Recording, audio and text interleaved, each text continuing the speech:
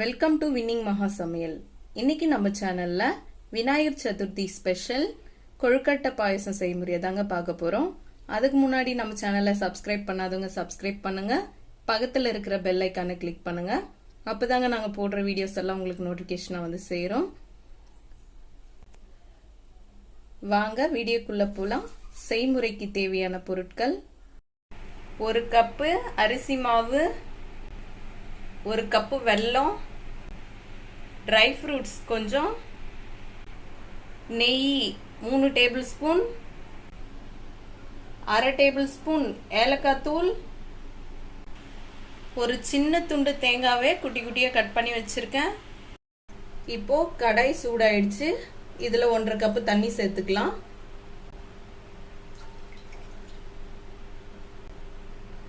இந்த தண்ணியில ஒரு 1/4 டேபிள் ஸ்பூன் உப்பு சேர்த்துக்கலாங்க.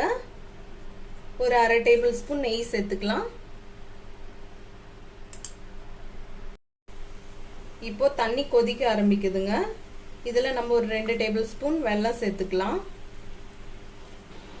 வெல்லம் சேர்க்கறதுனால கொழுக்கட்டை சப்புன்னு இருக்காதுங்க. நம்ம சேர்த்த 2 டேபிள் ஸ்பூன் வெல்லம் நல்லா கரைஞ்சிருச்சுங்க. இப்போ இதுல நம்ம எடுத்து வச்சிருக்கிற இந்த பச்சரிசி மாவை கொஞ்சம் கொஞ்சமா சேர்த்து கலந்துக்கலாங்க. கலக்கும் போது வந்துட்டு அடுப்பை லோ ஃப்ளேம் வச்சுட்டு நம்ம கலந்துக்கலாங்க. நம்ம சேர்த்த தண்ணி வந்து இந்த மாவுல நல்லா ட்ரை ஆயிடுச்சுங்க. ட்ரை ஆகி நல்லா உருண்டு வருது பாருங்க. நம்ம கலக்கும் போது கடாயில ஒட்டாம இந்த மாதிரி நல்லா கலந்து விட்டுக்குங்க. இப்போ இந்த கொழுக்கட்டை மாவை நம்ம ஒரு தட்டு போட்டு மூடிடலாங்க. இப்போ கொழுக்கட்டை மாவை தட்டை போட்டு மூடி வச்சாச்சுங்க. அதுக்குள்ள நம்ம வெல்லத்தை கரைச்சிக்கலாம். அதுக்கு ஒரு கடாயை எடுத்து வச்சிருக்கேன். அதில் நம்ம எடுத்து வச்ச 1 கப்பு வெல்லத்தை சேர்த்துட்டோங்க. இப்போ ஒரு 1/4 கப்பு தண்ணி சேர்த்துக்கலாங்க. தண்ணி சேர்த்துட்டு நல்லா கலந்து விட்டுக்கலாம். வெல்லம் கரைட்டுங்க. நமக்கு வெல்லம் கரைஞ்சா மட்டும் போதுங்க, பாகெல்லாம் தேவையில்லை. இப்போ வெல்லம் நல்லா கரைஞ்சி கொதிச்சு வர ஆரம்பிக்குதுங்க. இப்போ நம்ம ஸ்டவ் ஆஃப் பண்ணிக்கலாம். இப்போ நம்ம கலந்து வச்சிருக்க இந்த கொழுக்கட்டை மாவை இந்த பாத்திரத்துல சேர்த்துக்கலாங்க. இப்போ நல்லா கலந்து விட்டுக்கலாங்க. இந்த கொழுக்கட்டை மாவு வந்துட்டு நம்ம கை சூடு தாங்குற பதத்துல இருக்கும்போது நம்ம இந்த மாவை நல்லா இது மாதிரி அழுத்தி பிசைஞ்சிக்கலாம். இது மாதிரி பெசரிடுறதுனால கொழுக்கட்டை வந்து நல்லா சாஃப்டா நல்லா வருங்க. நம்ம இந்த கொழுக்கட்டை மாவுல வந்துட்டு வெல்லம் சேர்த்ததுனால நம்ம கொழுக்கட்டை பாயசம் செஞ்சு சாப்பிடும் போது வந்துட்டு இந்த கொழுக்கட்டையில இந்த ஸ்வீட் டேஸ்டும் தெரியுங்க. நம்ம வெல்லம் சேர்க்கலன்னா அது ஒரு சப்புன்னு ஒரு மாதிரியா இருக்குங்க. அதனால வெல்லம் சேர்த்து ட்ரை பண்ணுங்க. கொழுக்கட்டை மாவை இப்போ இது மாதிரி சாஃப்டா நல்லா பிசைஞ்சு வச்சுட்டோங்க. இப்போ இதுல இருந்து கொஞ்சம் மாவை எடுத்து ஒரு கிண்ணத்துல வச்சிடலாங்க.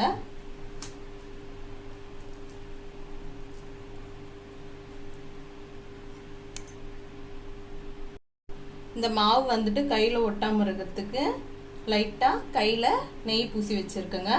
இது மாதிரி குட்டி குட்டி பால்ஸா நம்ம உருட்டிக்கலாங்க.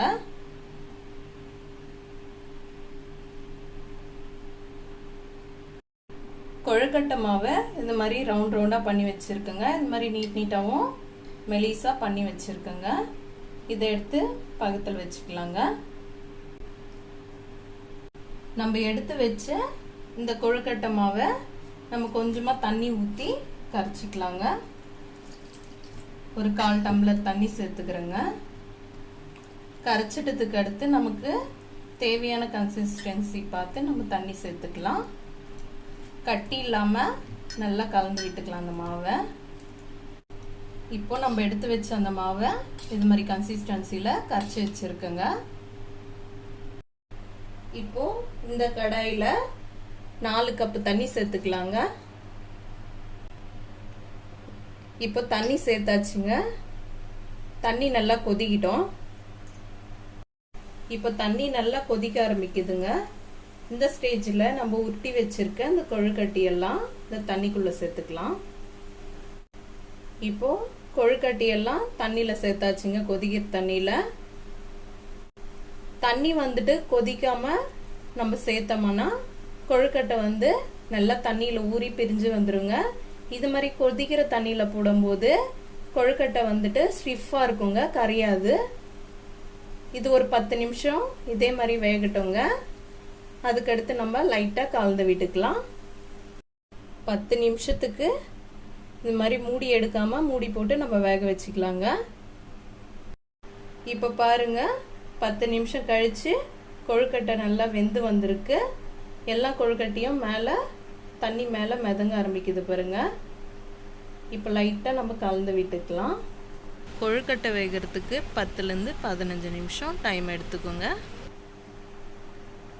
இப்போ இதில் நம்ம கரைச்சி வச்சிருக்க வெல்லம் தண்ணியை சேர்த்துக்கலாங்க. இந்த வெல்லம் தண்ணியை கரைச்சி வடிகட்டி எடுத்து வச்சேங்க. இதை இந்த பாயசத்தில் சேர்த்துக்கலாம்.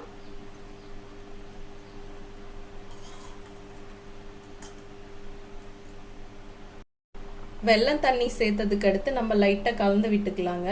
இந்த கொழுக்கட்டையை நம்ம ரொம்ப கலந்து விட்டுட்டோம்னா கொழுக்கட்டை வந்து உடைய ஆரம்பிக்குங்க. நான் வந்து 1 கப்பு வெல்லம் எடுத்திருக்கேன்.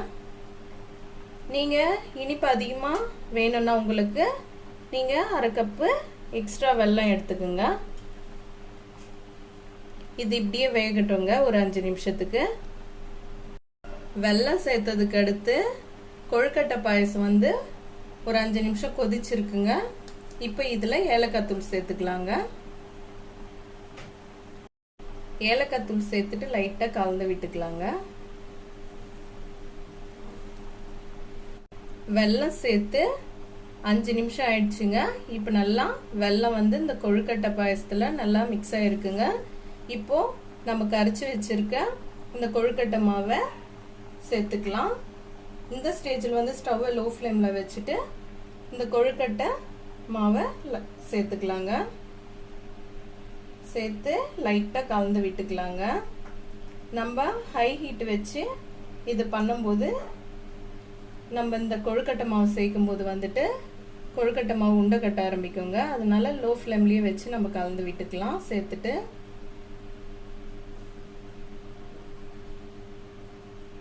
இது இப்படியே குக் ஆகட்டுங்க. அதுக்குள்ள நம்ம ட்ரை ஃப்ரூட்ஸை வறுத்துக்கலாம். ட்ரை ஃப்ரூட்ஸை வறுக்கிறதுக்கு வந்துட்டு 2 டேபிள் ஸ்பூன் நெய் சேர்த்துக்கலாங்க. ட்ரை ஃப்ரூட்ஸை வறுக்கிறதுக்கு நெய் ஊற்றி இருக்குங்க. இதில் வந்துட்டு கொஞ்சம் தேங்காய் சேர்த்துக்கலாம். தேங்காய் வந்து ஆப்ஷனல் தாங்க, உங்களுக்கு வேணும்னா சேர்த்துக்குங்க, இல்லைனா ஸ்கிப் பண்ணிக்கோங்க. இதில் வந்து கொஞ்சம் ட்ரை ஃப்ரூட்ஸ் சேர்த்துக்கலாம்.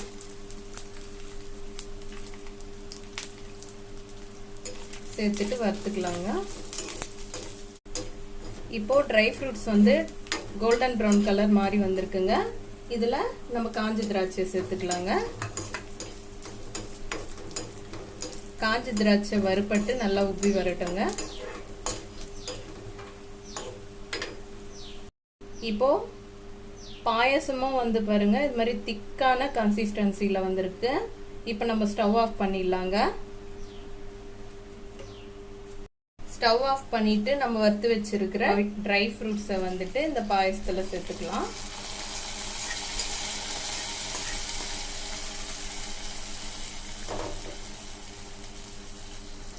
இது ஆறட்டுங்க ஒரு 10 நிமிஷத்துக்கு. அதுக்கடுத்து நம்ம காய்ச்சி ஆற வச்சிருக்கிற பாலை கொழுக்கட்டை பாயசத்தில் சேர்த்துடலாங்க. நம்ம கொழுக்கட்டை பாயசம் செஞ்சு வச்சு 15 நிமிஷம் ஆயிருக்கு. இப்போ ஓரளவுக்கு ஆறி இருக்குதுங்க. இந்த ஸ்டேஜில் காய்ச்சி ஆற வச்சிருக்க பாலை சேர்த்துக்கலாங்க. சேர்த்து லைட்டாக கலந்து விட்டுக்கலாம். இப்போ பால் சேர்த்ததுக்கு அடுத்து நல்லா கலந்து விட்டு இருக்குங்க. கொழுக்கட்டை பாயசத்தை இந்த மாதிரி கன்சிஸ்டன்சியில் நான் கலந்து வச்சுருக்கேங்க. உங்களுக்கு இன்னும் தண்ணியாக வேணும்னா இன்னும் கொஞ்சம் எக்ஸ்ட்ரா பால் சேர்த்துக்குங்க. பாயசம் வந்துட்டு சூடாக இருக்கும்போது நம்ம சூடான பால் சேர்த்தோம்னா பால் வந்து திரிஞ்சிடுங்க. இதில் நம்ம வெல்லம் சேர்த்துருக்கிறதுனால கொஞ்சம் ஒரு 15 நிமிஷம் கிட்ட ஆறுனதுக்கு அடுத்து நம்ம காய்ச்சி ஆற வச்சிருக்கிற பாலை சேர்த்துக்கலாம். டேஸ்டியான ஹெல்தியான விநாயகர் சதுர்த்தி ஸ்பெஷல் கொழுக்கட்டை பாயாசம் ரெடி ஆயிடுச்சுங்க. நீங்கள் ட்ரை பண்ணி பார்த்துட்டு நம்ம சேனலுக்கு கமெண்ட் பண்ணுங்கள். இந்த வீடியோ பிடிச்சிருந்தா லைக் பண்ணுங்கள், ஷேர் பண்ணுங்கள். நம்ம வின்னிங் மகா சமையல் சேனலை சப்ஸ்கிரைப் பண்ணுங்கள்.